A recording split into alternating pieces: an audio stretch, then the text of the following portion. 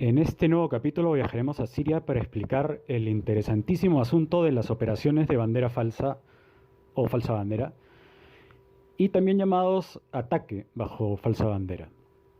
Entre los protagonistas tenemos a la OPCW, que no es otra que la Organización para la Prohibición de las Armas Químicas, OPCW por sus siglas en inglés, y ella sería señalada por cometer un fraude relacionado a un supuesto ataque químico en la localidad de Duma, cerca de Damasco, en Siria.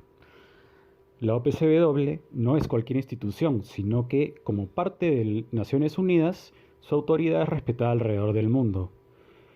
Ella confirmó en 2019 la versión de los hechos de varias potencias occidentales, Estados Unidos, Inglaterra y Francia, que le atribuían el supuesto ataque a Bashar al-Assad, el presidente de Siria.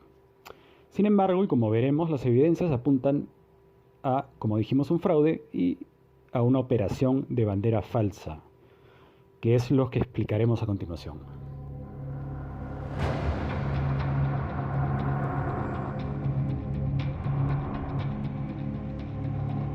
El término falsa bandera proviene de la costumbre de los piratas de los siglos XVII y XVIII de presentarse izando una bandera falsa, por ejemplo de alguna nación europea, para que su potencial víctima, otra nave, una nave mercante por ejemplo, los deje acercarse y luego estos barcos serán asaltados. Pero hoy podemos definir ataque de falsa bandera o operación de falsa bandera como una operación encubierta en la que el autor asume una identidad falsa, adjudicándole la responsabilidad de su acto a otro.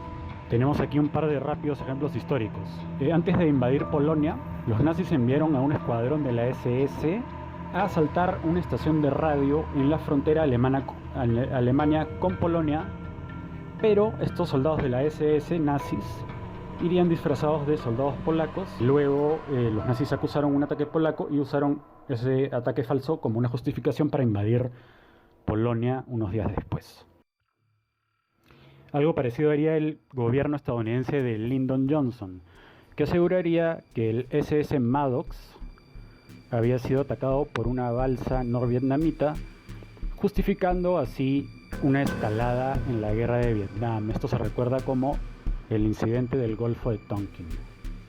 Pero ahora volvemos al presente, al siglo XXI, y así en abril de 2018, los rebeldes moderados, como la prensa les llama a los combatientes yihadistas que combaten al gobierno sirio en Siria, acusarían al régimen de ese país de lanzar un ataque químico sobre Duma, una ciudad cercana a Damasco, justo cuando el ejército sirio ya casi había expulsado a esta facción yihadista de esa localidad. Están a punto de expulsarlos y lanzan un ataque químico que llama la atención del mundo y pone al mundo entero en contra del régimen sirio. Y aquí surge una pregunta: ¿por qué es tan importante que el gobierno sirio arroje armas químicas, ¿no?, contra civiles? Porque resulta que años antes el expresidente de Estados Unidos, Barack Obama, ya había señalado que esa sería la línea roja que el gobierno de al-Assad no debía cruzar, porque de otra manera provocaría la retaliación militar de Estados Unidos y sus aliados. Luego del supuesto ataque químico de 2018, un comité de investigadores de la OPCW sería enviado a verificar qué fue exactamente lo que había ocurrido en Duma. Pero ante todo el frenesí mediático ocasionado por el supuesto ataque, que incluía por supuesto videos de las supuestas víctimas que luego vamos a ver, Estados Unidos, Inglaterra y Francia no esperaron a ninguna investigación y simplemente bombardearon Siria.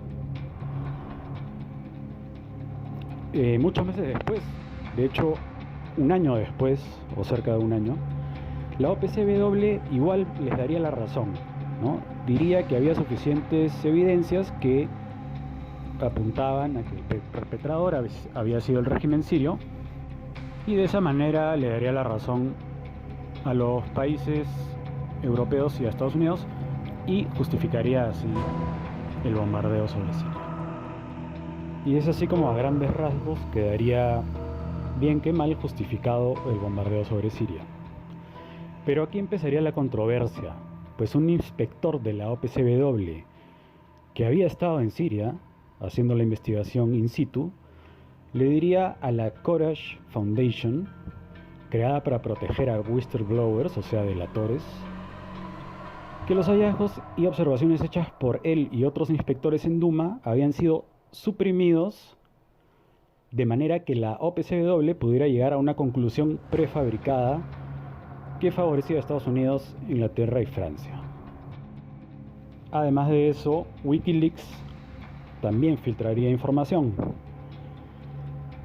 en la forma de correos internos donde otros inspectores dialogaban con la dirección de la OPCW quejándose de cómo se estaba manejando el tema.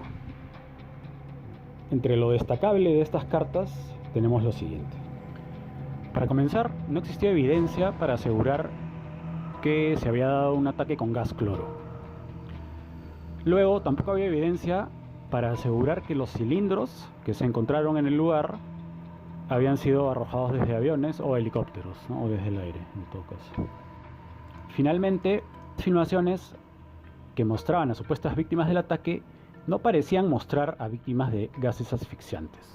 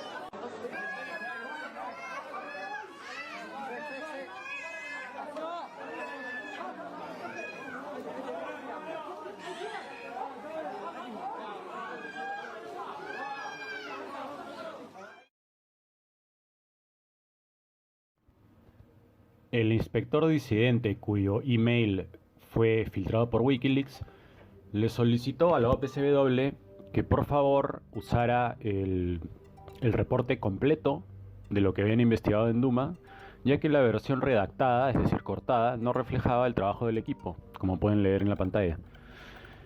Y terminaba diciendo que si la versión redactada va a ser publicada, que por favor le rogaba que adjuntara las objeciones.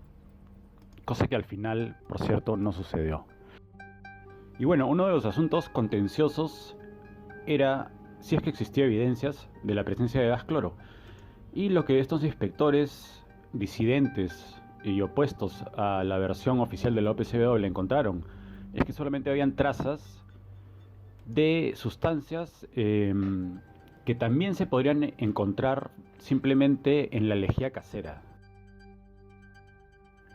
También se filtraría un curioso incidente dentro de la OPCW, el caso de 3 inspectores que fueron llamados por el director en ese entonces de la OPCW, el diplomático de carrera británico Robert Fairweather, y le solicitó que se reunieran con 3 misteriosos oficiales del gobierno estadounidense, quienes no especificaron a qué agencia pertenecían, y los escucharan un momento, ¿no? Y estos 3 oficiales estadounidenses les dijeron que estaban seguros de que esos cilindros habían contenido 170 kilogramos de gas cloro y que habían sido arrojados por el ejército de Siria, ¿no? De Bashar al-Assad. Y el resultado de esta intromisión fue que los inspectores dejaron la oficina de Fairweather con la sensación de que la invitación a los norteamericanos para que les hablaran constituía una presión inaceptable y una violación de los principios declarados por la OPCW sobre independencia e imparcialidad, naturalmente. A ver, este caso de propaganda y de una operación de falsa bandera cometida por una facción de yihadistas opuestos al gobierno sirio estuvo tan llena de controversias y de incongruencias y de cuestiones poco lógicas que en este caso La propaganda y el aparato corporativo de comunicaciones no pudo realmente ocultar los hechos. En la filmación que vamos a ver a continuación, que es una entrevista, vemos a un ex almirante de de las fuerzas navales británicas explicando a la perfección qué es lo que más probablemente sucedió en Duma. Escuchemos. You've been casting some doubt on what's been happening, the evidence, according to our own defense secretary, according to President Macron of France and others, about what happened in Douma, saying that the evidence doesn't really fit well for President Assad ordering a chemical attack. Just tell us more about your thoughts on that, first of all. Yes, President Assad is in the process of winning this civil war. And he was about to take over and occupy Douma, all that area. He'd had a long, hard slog, slowly capturing that whole area of the city. And there, just before he goes in and takes it all over, apparently he decides to have a chemical attack. It just doesn't ring true. It seems extraordinary because clearly he would know that there's likely to be a response from the Allies. What benefit is there for his military? Most of the rebel fighters, this disparate group of Islamists had withdrawn. There were a few women and children left around. What benefit was there militarily in doing what he did? I find that extraordinary. Whereas we know that in the past some of the Islamic groups have used chemicals, and of course there would be huge benefit in them labelling an attack as coming from Assad, because they would guess quite rightly that there'd be a response from the US, as there was last time, and possibly from the UK and France. Is it fair to say, though, that you're looking at this from the point of view of strategy and tactics rather than any evidence? Absolutely, although we do know that the reports that came from there were from the White Helmets, who, let's face it, are not neutrals. You know, they're very much on the side of the disparate groups who are fighting Assad, and also the World Health Organization doctors who are there. And again, those doctors are embedded in amongst the groups, doing fantastic work, I know, but they're not neutral. And I am just a little bit concerned, because as we now move to the next phase in this war, if I were advising some of the Islamist groups, many of whom are worse than Daesh, I would say, look, we've got to wait until there's another attack by Assad's forces, particularly if they have a helicopter overhead or something like that and they're dropping barrel bombs, and we must set off some chlorine, because we'll get the next attack from the Allies. And there's no doubt that if we believe he's done a chemical attack, we should do that. And those attacks will get bigger, and it is the only way they have got, actually, of stopping the inevitable victory of Assad. Y con esa fabulosa explicación, a modo de conclusión, llegamos al final de este importante episodio, y es muy importante porque nos muestra la corrupción de entidades que tienen influencia global y que son muy importantes para el funcionamiento de la política internacional, y nosotros debemos conocer esa corrupción para poder básicamente denunciarla y arreglarlos. Muchas gracias, espero que se suscriban y hasta muy pronto.